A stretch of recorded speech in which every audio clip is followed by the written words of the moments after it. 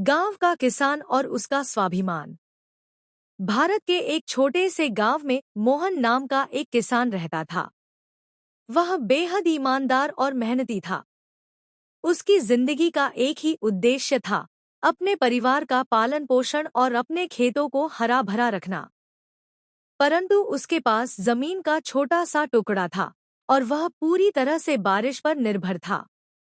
समय पर बारिश हो जाती तो फसल अच्छी होती, लेकिन अगर बारिश में कमी हो जाती या अधिक हो जाती तो उसकी सारी मेहनत बेकार चली जाती।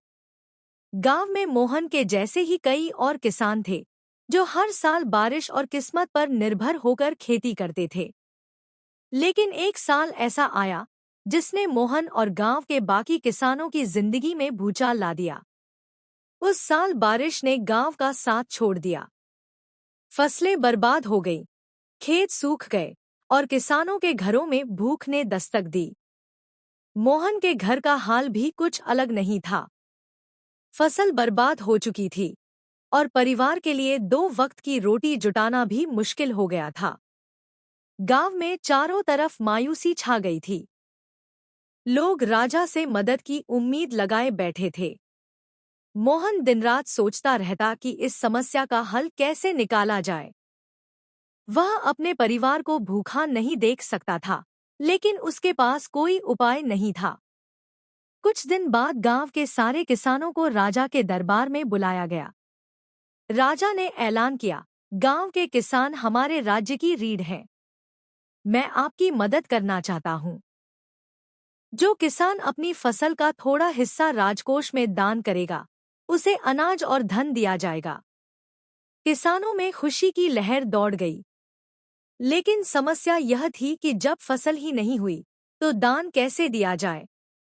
मोहन सोच में पड़ गया। उसने अपने खेत की बंजर जमीन को देखा और सोचा कि अगर मेहनत से इसे उपजाऊ बना लिया जाए तो शायद कुछ फसल उगाई जा सकती है। एक दिन मोहन अपने खेत में बैठा हुआ था। वह आसमान की तरफ देख रहा था, जैसे भगवान से मदद की गुहार लगा रहा हो। तभी वहां एक वृद्ध व्यक्ति आया। वह लंबी दाढ़ी वाला और शांत स्वभाव का था। उसने मोहन से पूछा, बेटा, तुम इतने उदास क्यों हो? मोहन ने अपनी सारी परेशानियां वृद्ध को बताईं। उसने कहा, मैं मेहनत करना चाहता हूं, लेकिन मेरी जमीन बंजर हो चुकी है। पानी की भी कमी है। अब तो लगता है भगवान ने भी हमारा साथ छोड़ दिया है। वृद्ध मुस्कुराया और बोला, वत्स, भगवान उन्हीं की मदद करता है जो अपनी मदद खुद करते हैं। तुम्हारे पास जो जमीन है वह बेकार नहीं है। तुम्हें बस इसे सही तरीके से उपयोग करना आना चाहिए। मोहन ने पूछा, पर मैं यह कैसे करूं? वृद्ध ने उसे कुछ सुझाव दिए। पानी रोकने की व्यवस्था, खेत में छोटे छोटे गड्ढे बनाओ ताकि बारिश का पानी इकट्ठा हो सके। मिट्टी सुधारना, सूखी पत्तियों और गोबर से खाद तैयार करो और उसे खेत में डालो। सही बीजों का चुनाव, ऐसी फसलें उगाओ जिन्हें कम पानी की जरूरत हो।